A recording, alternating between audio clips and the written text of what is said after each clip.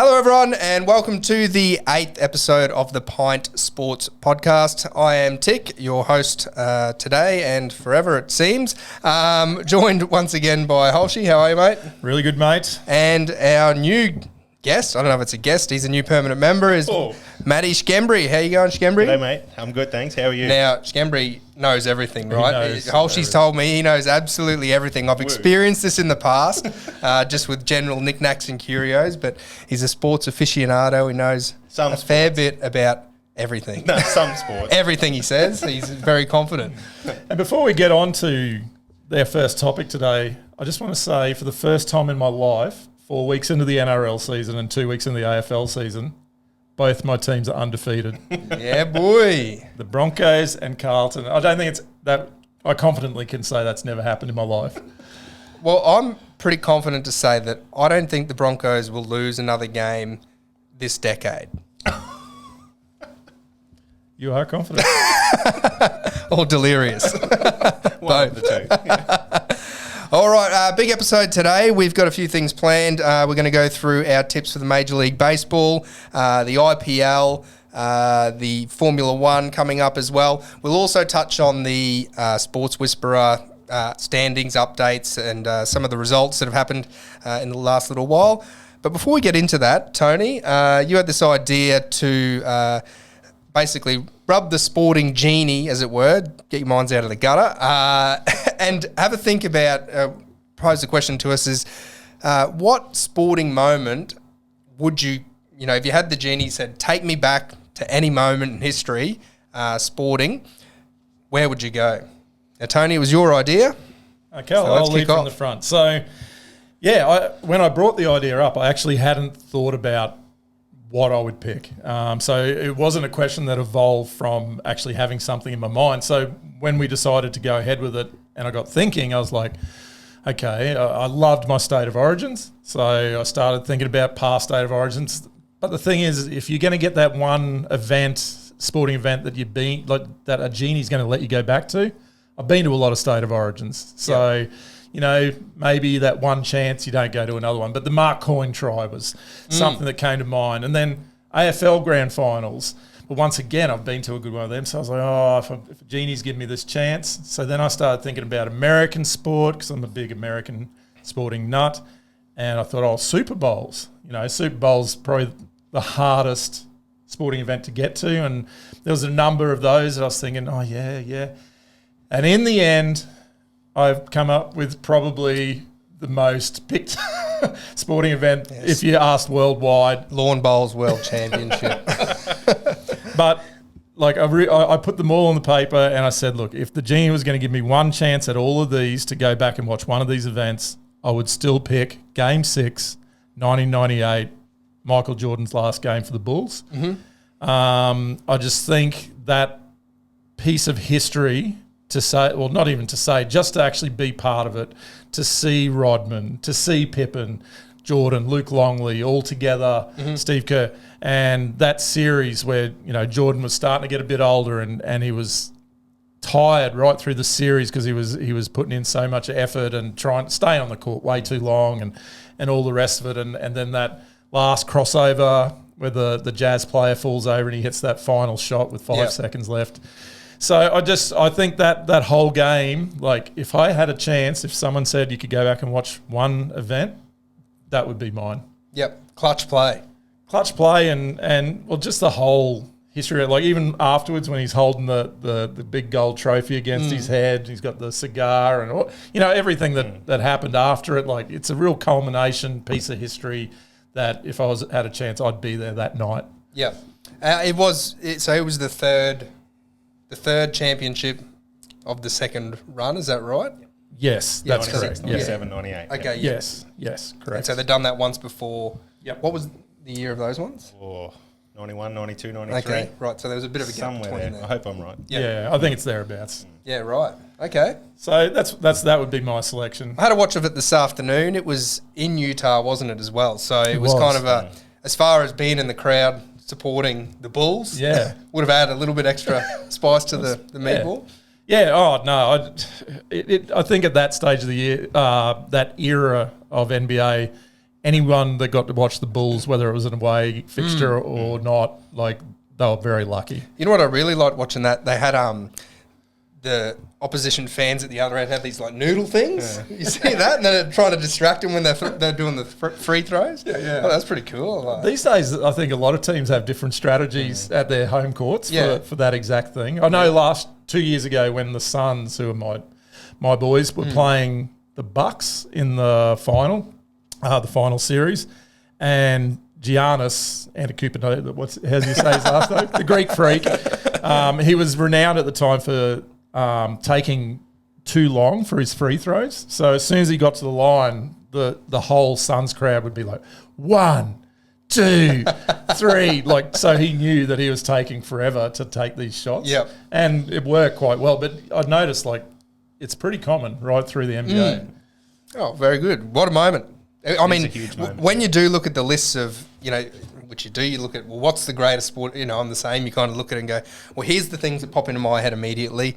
Here's the lists that kind of come up with things as, the Rumble in the Jungle. Yeah, I thought of that kind of comes up. That comes up quite often as well. So, Schembri, you've gone with something a little bit. Well, it's not going to show up on any of those lists, but most of those lists are like ESPN and American based. So, your moment not going to be in there. I liked the way Holshi went about it in terms of looking at a moment that you would love to take the opportunity to. I actually looked at it a little bit different, and so I went to a moment where I remembered what I was doing, a special moment in the sports that I like. Yep. That was a big moment, obviously. I had a number of ideas around some big cricket moments, like Steve Waugh's 100 on the last day of the Ashes Test, or the 99 World Cup where we had the tie against South Africa, those sorts of moments. But what I actually went to was a little bit different, which was the World Cup qualifier for the 2006 Football World Cup, Australia versus Uruguay in Sydney. Which on the face of it, you go, a World Cup qualifier. Yes. It doesn't, if you just said that without knowing anything around the context of Australian soccer at the time, you go, what's the big deal? That's right. And it was what was on the line. So Australia made the World Cup once in 1974, and then a number of years after that had failed in their attempts to make the World Cup. Yep. And a lot was riding on that game. So even as recently as the one before that, so the 2002 World Cup, we missed out on qualification. We played Uruguay in the qualifiers. It was the last place qualifier. And we lost the decisive game in Montevideo in Uruguay. Yep. And that hurt so many of our great Australian players that never got the opportunity. But the 2006 World Cup was the start of what ended up being a dynasty for Australian football. Yep. That game was such a special game just because, well, we got the lead. It was 1-0, which meant that because they had a 1-0 result in their leg, it went to a penalty shootout. Yep. And then everyone remembers. Oh, right. So we actually won the game 1-0. We won the game 1-0. I forgot that. So the first game was in Uruguay, and that was 1-0. But the second game, we won 1-0 effectively. But because it's tied on goals, so Bresciano scored a goal, which meant that we were 1-1 effectively on aggregate. Went through extra time, there wasn't a change to the score, so then we end up in the penalty shootout. Right, so Stadium Australia at what was the Olympic Stadium was packed, and everything is riding on a penalty shootout. Everyone. Do you know what the crowd was? Was it still, the capacity was still it was at the it was crazy high. I don't know amount? the number, but it had to have been 90,000 or something like that. It was huge. So I think it's back to about 80 That's right, now. yeah. And so then that penalty shootout, which so much riding on it, everyone remembers the Aloisi goal, which is what I referred to in that moment. Yep. But I think it's the two saves by Mark Schwarzer that made that so special. That they were amazing saves. Well, I watched it this afternoon. Yeah. He mentioned the moment kind of thing. I went, I'll go watch it. It was 8 minutes. Do yourself a favour and watch it. It's so good. Like you said, as a moment you want to be there. The crowd riding every shot at goal because so Australia kicks a goal, the crowd just insane. It just goes nuts. And then Viduka saves one. Schwarzer, saves one. They go up again. And then they get one pass. Viduka wasn't quite so agile. But Viduka, he missed his. He was the captain of the side. He was the one that for Australia that missed his penalty. So Schwarzer's amazing save, and then that put it back on equal terms. And so then Schwarzer then came up with his second save, which was just amazing. It was a ripper. And the big fist pump that he does. And then so Aloisi walks up to the mark, and everyone just stops. That moment stops still as he's about to take that kick. Because if he misses that, then they have another shot. So they then have another shot. But he kicks that goal, goes running the whole lap of the stadium, shirt off, whipping around. And I love the commentary. So that was when Craig Foster and Bozza and those sorts of guys were commentating. They're the guys that missed out on making the World Cup 4 years ago. Yep. There was 40 years of Australian football history on the line in that moment, and it was such a relief for all those people. At that moment, I would just love to have been in that stadium. So that was why I went with that one. I can remember I didn't get to watch the game. I had a touch footy game on, I think it was like a Monday or Tuesday night. I can't remember. It was a weeknight. It was a weeknight, and I just remember that it was like social touch in Brisbane, and we're at University of Queensland, and the game had finished, and people were starting to say, "Oh, look, it's gone to a shootout."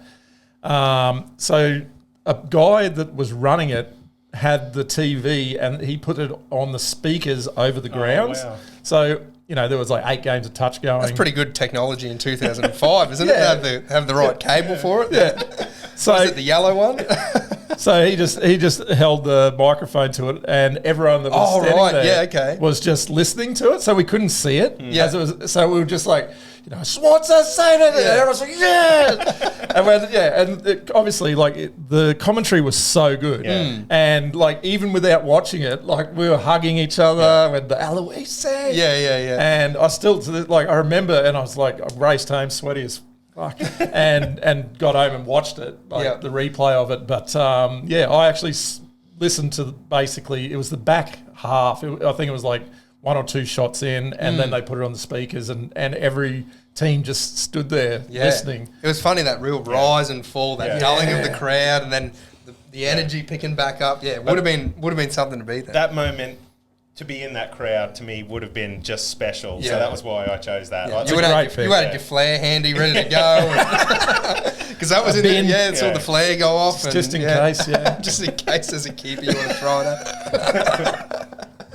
All right, my moment, I'm going back to the year 2000. We all remember the year 2000, the back end of the year 2000 in Australia. Once again, Stadium Australia, I think it was called at that stage. No, it's not the 2000 Broncos grand final win against the Roosters.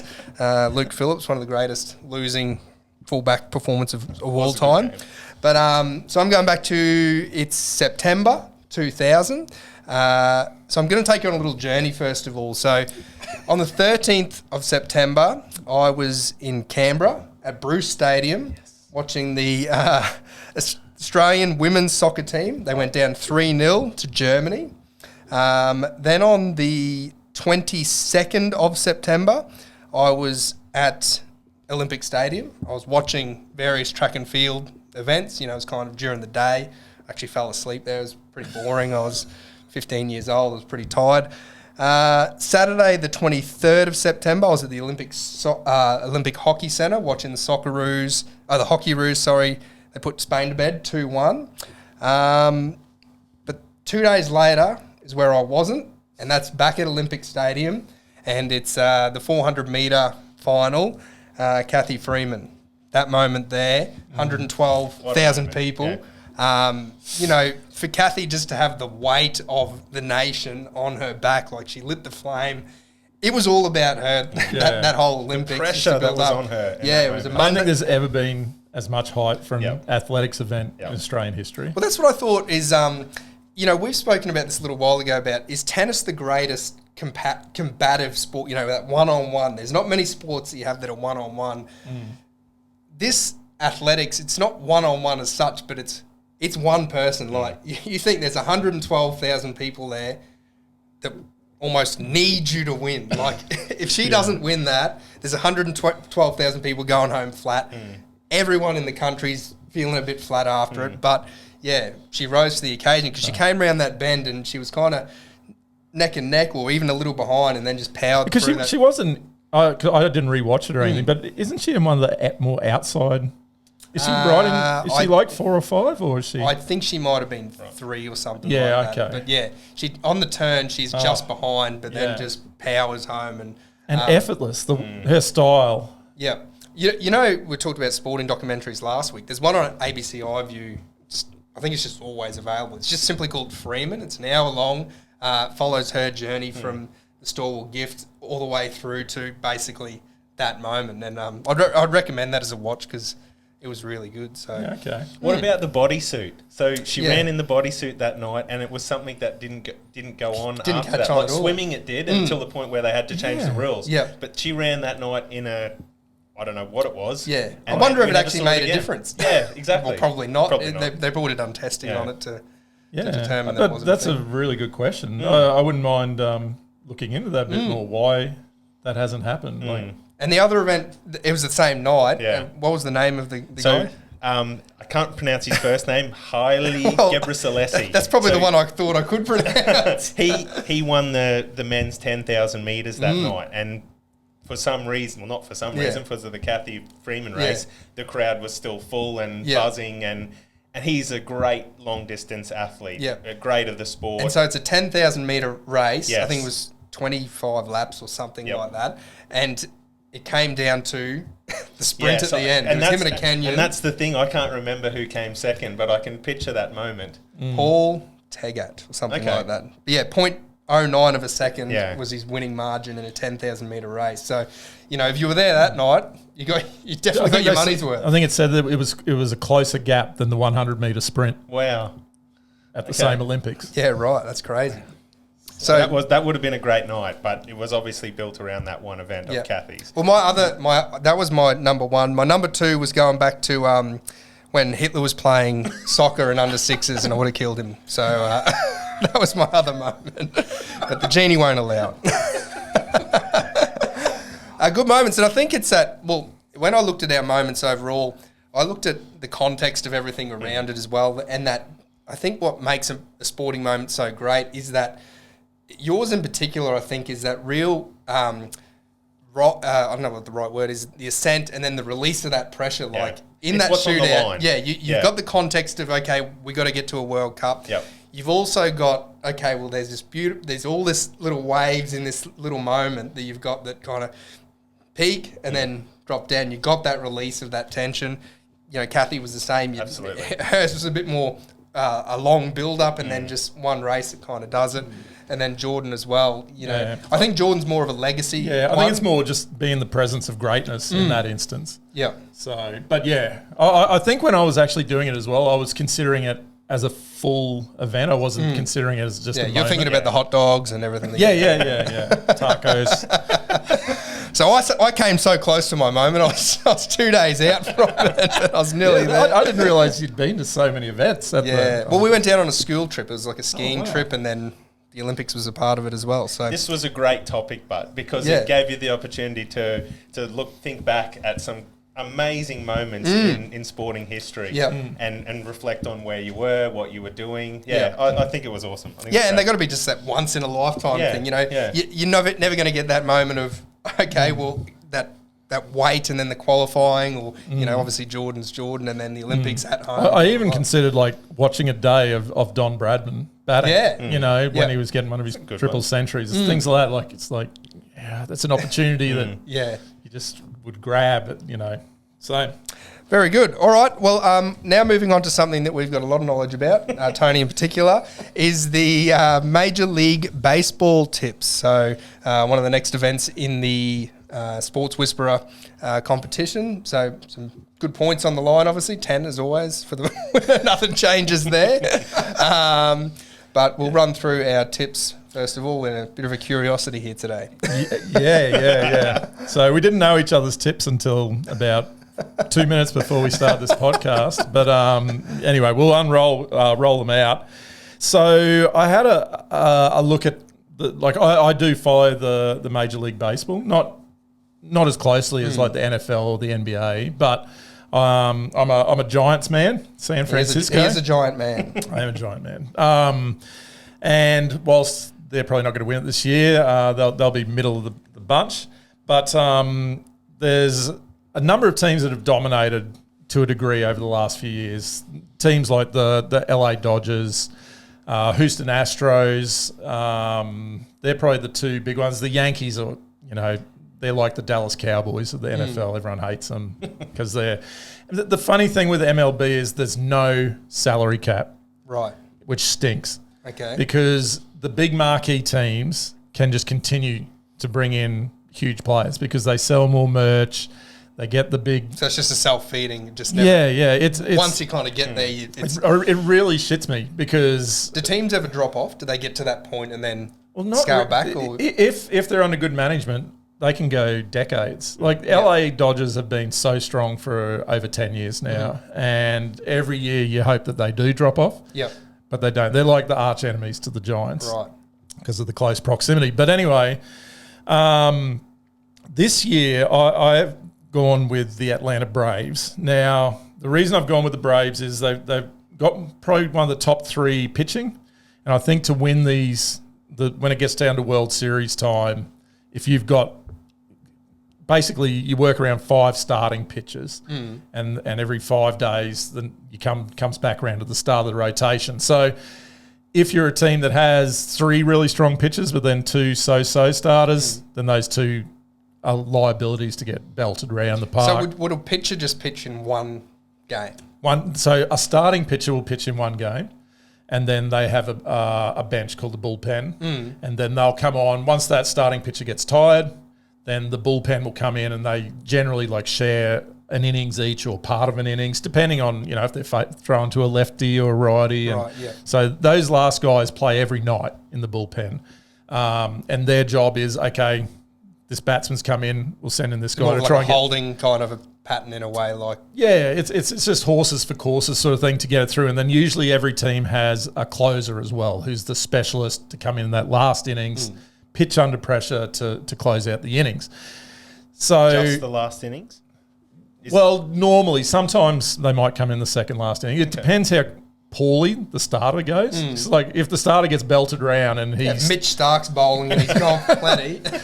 So bring Berendorf on. If a starter has a really cracking night, they'll pitch 6 of the 9 innings or 5 to 7 of the innings. So the bullpen only have to round out 2 or 3 innings.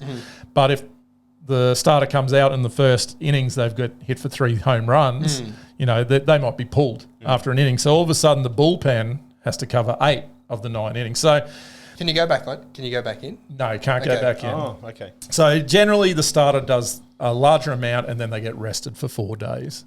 Obviously, in the last final, often if it comes down to the decider, you see all the starters coming in for 1 innings and all sorts. It's really exciting. But Braves are one of the top 3 or 4 with the pitching rotation, and they also have 2 genuine MVP bats and a very dynamic team, young. And they won it 2 years ago in 2021, and arguably they had a better team last year, and then arguably again their team is actually stronger this year. Because they've won their division 6 years in a row or something all finalists. Yeah, I'm not sure if they've won the division each year, but I know they have the last 3 or 4. There's one gentleman, Ronald Acuna Jr., who 2 years ago he came onto the scene and he was a superstar. Just to watch him, he had the energy, great in the field, because fielding's huge in baseball.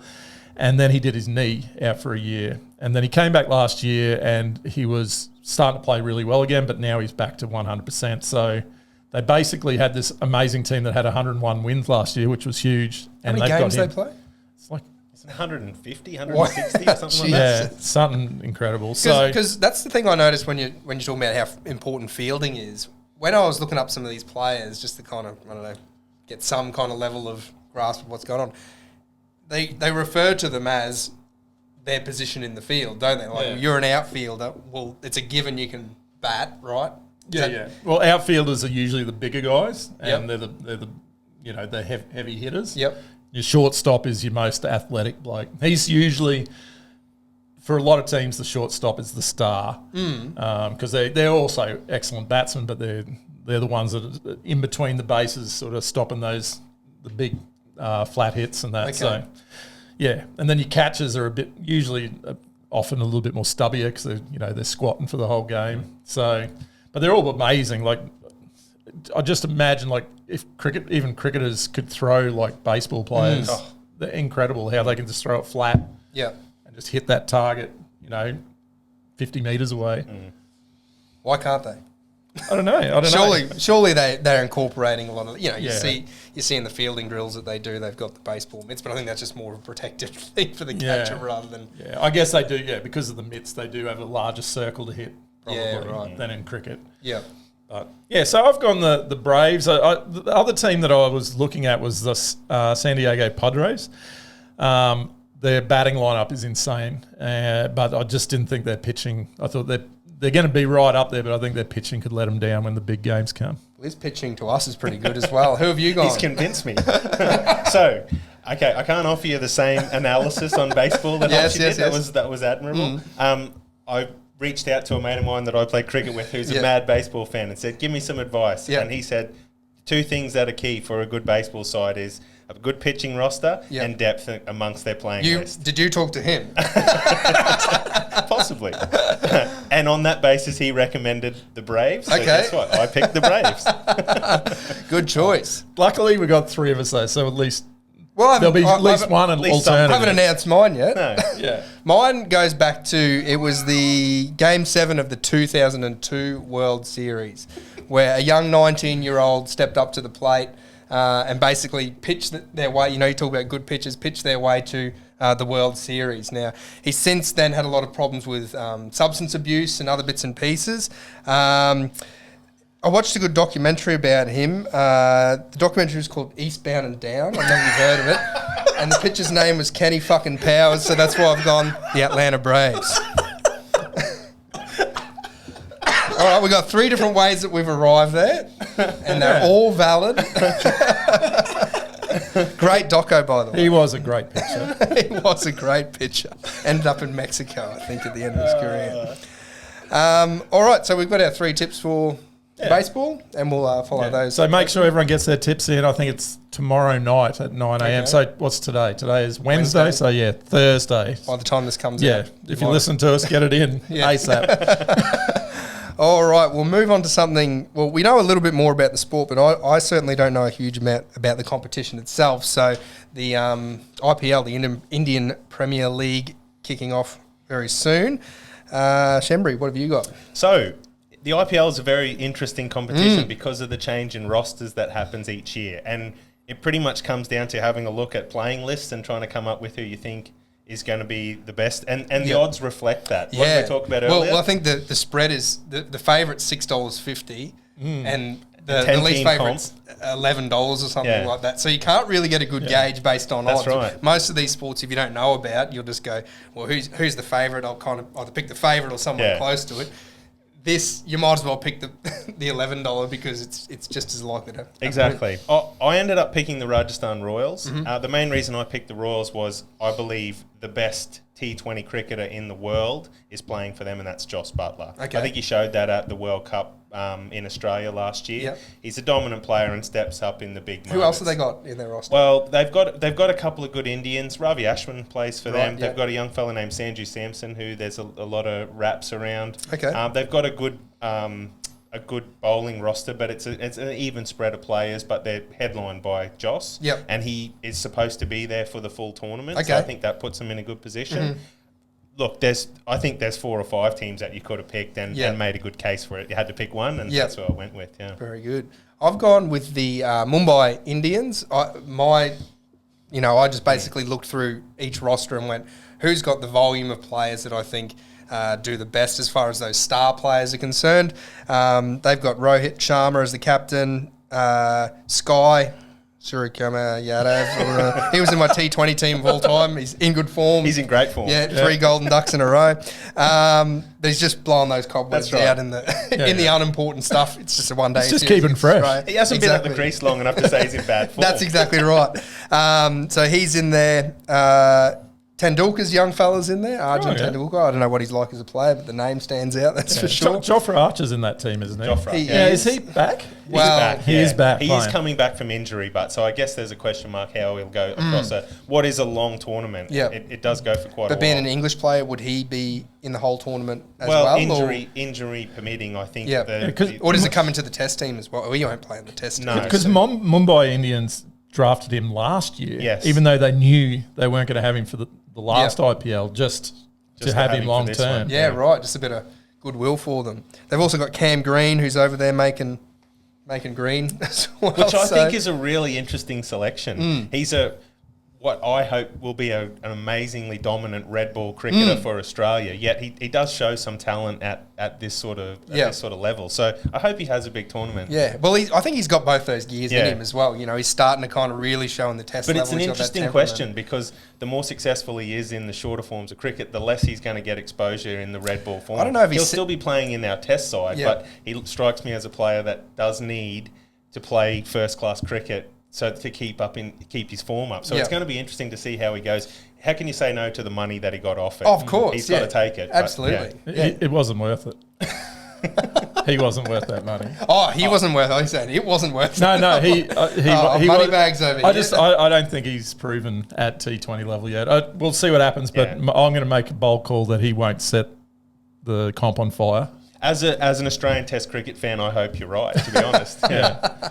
He still gets his cash, but he may not next year. Does the comp go past the Ashes or it finishes? So the next commitment that we have in Test cricket is the World Test Championship, which is in June. And the IPL final is like less than a week before that. That's how we like. That's how we like to go into Test series anyway. Yes. Well, then they can use that as a warm up, and then by the fourth luckily test for Australia, there's not a lot of Australians at the IPL, and true. I think there's 13 Australians up all across all the 10 sides, and a number of them aren't in our test side. So, and what about Jai Richardson's another one that's in. What about the Indian test side? Would practically that whole team? Well, you'd think there's guys so that's a big advantage. There's guys like Pujara that don't play in the IPL. Well, he probably has a He was looking like he was playing it in that test series recently with some of the shots he was playing. I think you'll find that most of their players will be playing in the IPL. So they're all going to, particularly the sides that go deep into the finals, they're going to play a final. But the question is, what are we doing during that period? Are we playing cricket? Well, a lot of our players are going to be playing county cricket or those sorts of things, which I think is a great preparation, not only for the Test Championship, but the Ashes that comes after it. So guys like Marnus and that will be playing in England in the county championship, which I think is great preparation. Well, it's about time we had good preparation for a Test series. Yeah. Holshy, who have you gone? Just one other question to Matty. With the IPL, like the Big Bash.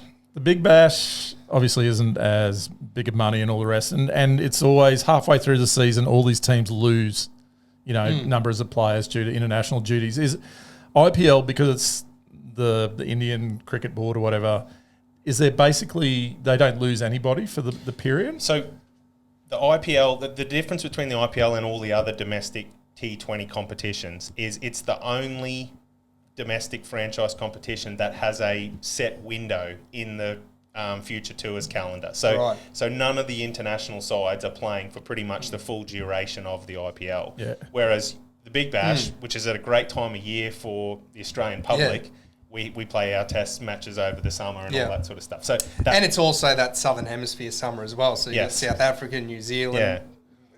So if a team has drafted in a big name, they're going to play for the duration of the tournament. So not necessarily. So there are sides like England that will be going on other tours, and some of their players may not be available for the full length. But it's moving. Don't tell me that. It is moving. It is moving towards a point where most of the international countries are just shutting down at that period. Well, the money's too good, isn't it? Like you can't begrudge a Cam Green taking that money.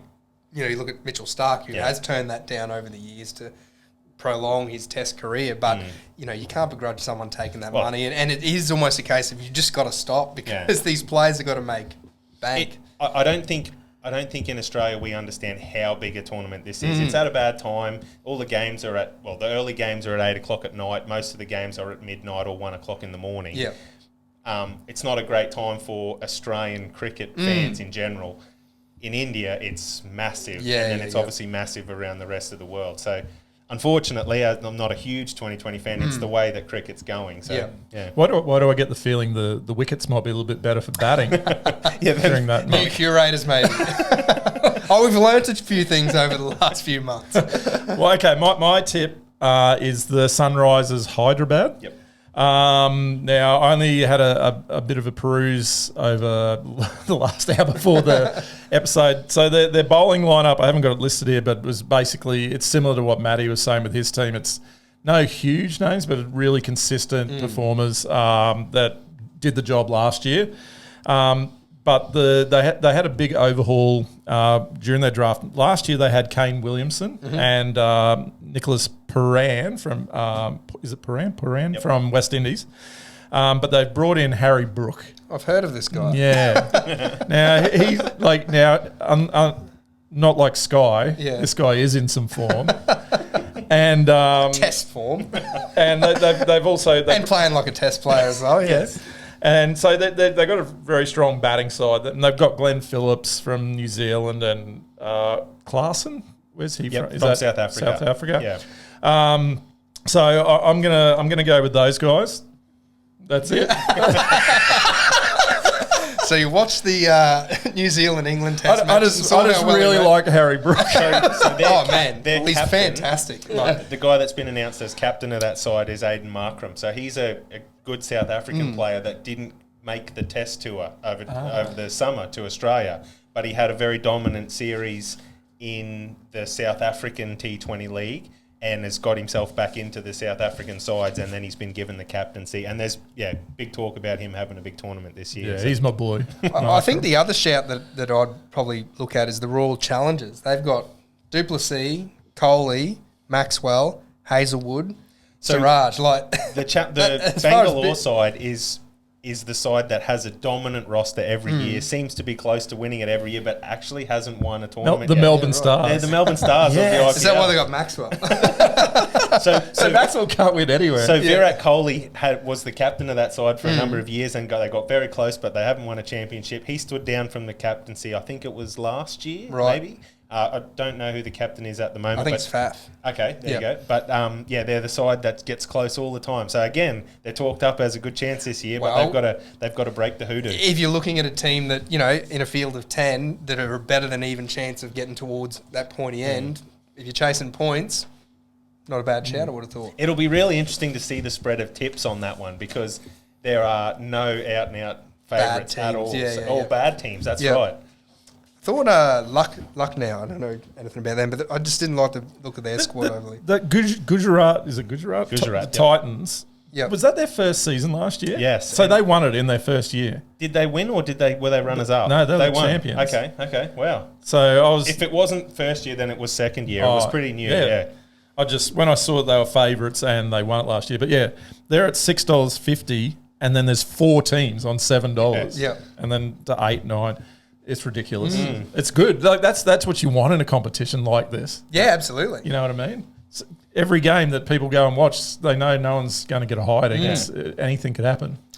All right, so we've covered that off of who we're going to tip for the IPL. Just quickly, we'll touch on the Australian Grand Prix, which is coming up this weekend. So I spoke about me watching Drive to Survive last week and getting kind of into it. So if you're looking at your tips for this, there's a real obvious favourite in there, and that's Max Verstappen. I think he's at $1.32 to win it. I think the next favourite might be Sergio Perez at $5 or something like that. So it's a pretty big jump from the two. So there's been 2 races so far in the calendar, Bahrain and then the race at Jeddah as well. So Red Bull's come 1 and 2, switched around for both of those, and then I think Fernando Alonso's come 3rd in the what's he driving? The McLaren, I think he's Aston Martin. Sorry. So Verstappen at Jeddah, he poled in 16th, so he then came from 16th to come 2nd to his teammate in Perez.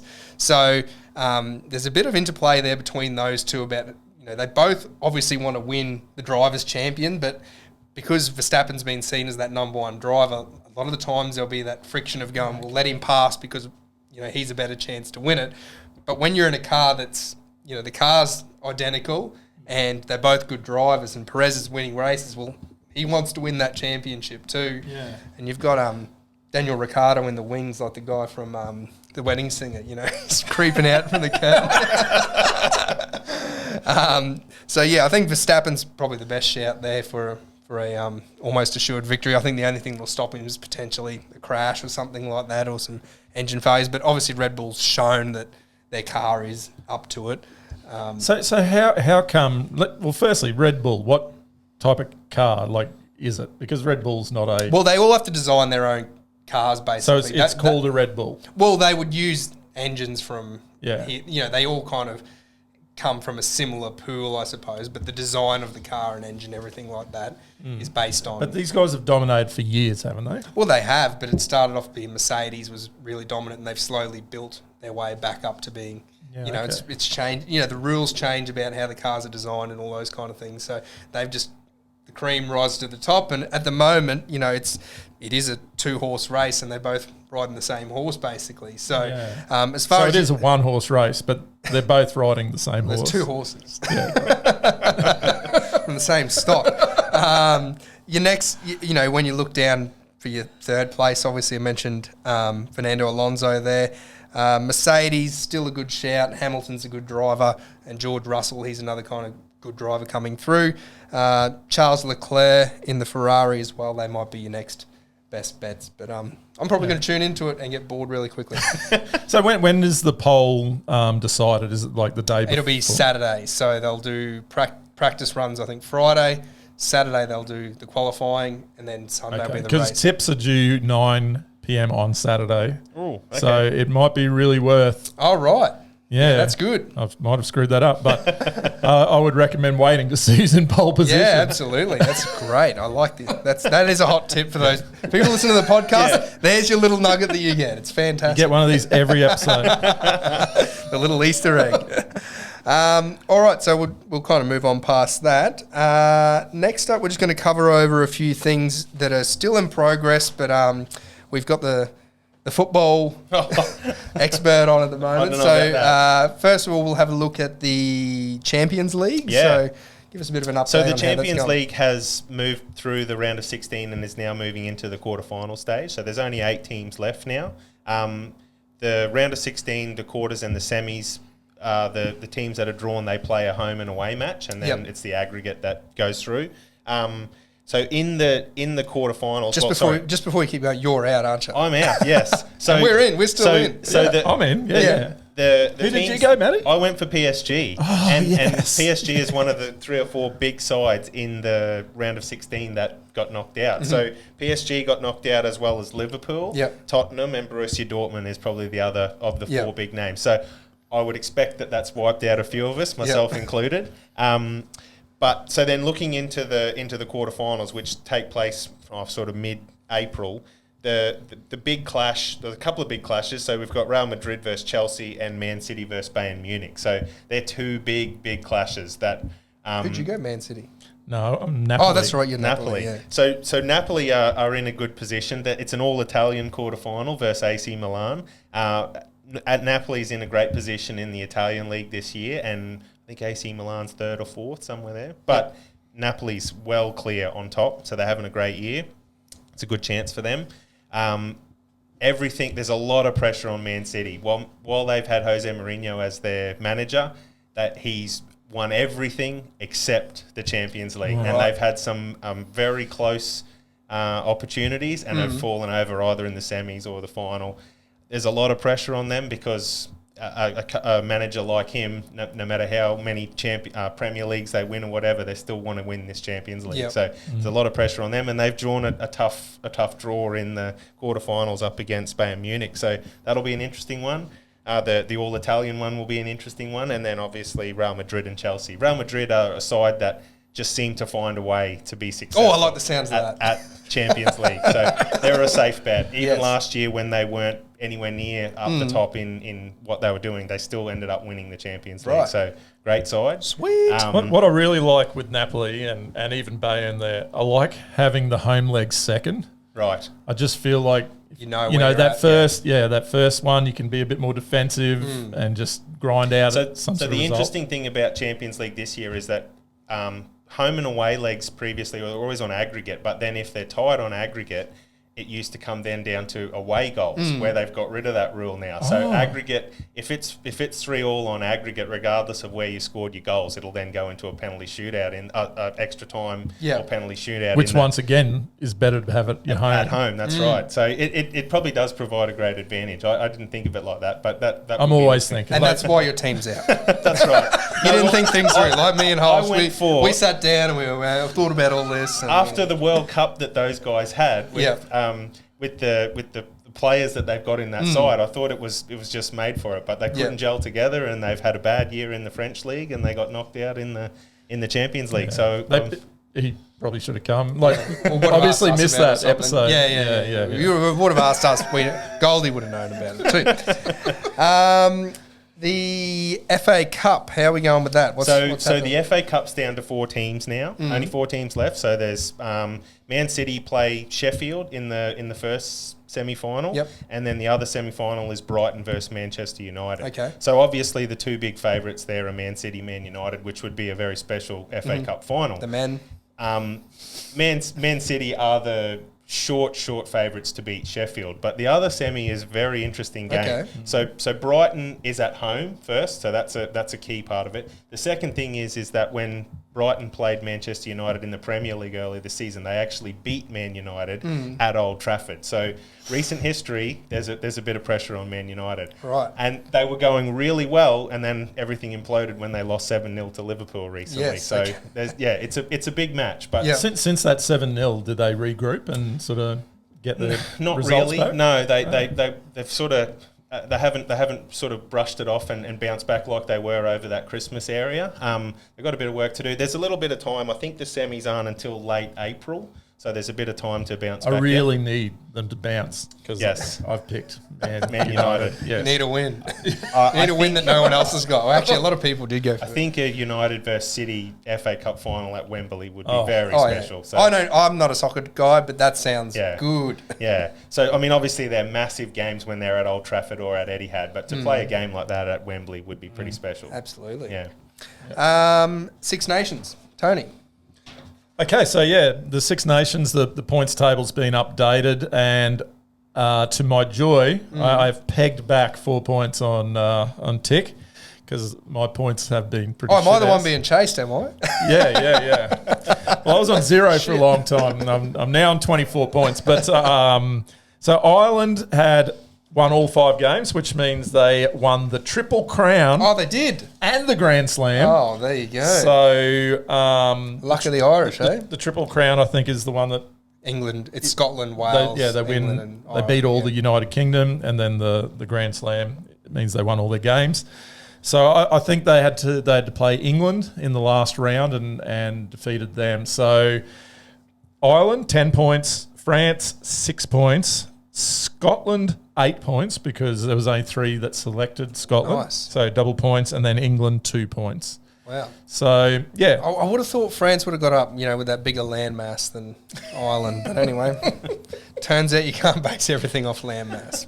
Yeah. So, I mean, we'll have some more results in the coming weeks because of the Grand Prix on the weekend. Yep. And the IPL will turn over pretty quickly as well. Shorter season than, the NRL and so forth. So, we should have a lot of points. Even some of those other ones are starting to wrap up as well. The A-League's only got 5 rounds, or probably 4 rounds left maybe now, I think. And then a final series. Yep. Yeah. So then even like NHL, NBA, they're kind of getting into the last 10 or so. Yeah, I think it's less than 2 weeks left before finals. So, there'll be a few people starting to lose, getting the big donut. And, Yeah, I think a few of mine are going all right, and a few the hat theory's not working out so well. The Panthers are just hanging on there. I was looking at how the final series worked. Oh, maybe they can get through. I'm the Winnipeg Jets, and they're on the line for wildcard, just above it, but I'm just waiting for them to pop down. So, I think Goldie again picking the sports bet favourites paid off. Yep. Well, Goldie as well, you want to know, Goldie's decided to take a step back from the pod. He's got a fair bit going on in his life at the moment. So, we've got Schembri on board, and I think he's done pretty well for his first step. Yeah. Enjoyed it. It's a breakout episode. Yes, absolutely. So, that comes to an end of this episode of The Pint. Obviously, get your Sports Whisperer entries in. We'll be taking a little break for the time being, just with Easter and holidays and other bits and pieces.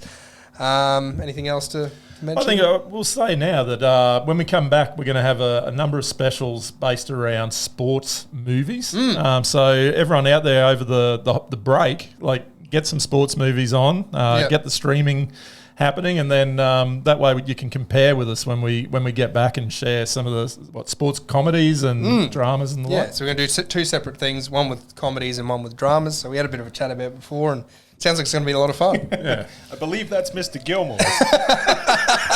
You jackass. All right, guys, that's the end. And remember, keep tipping, keep drinking.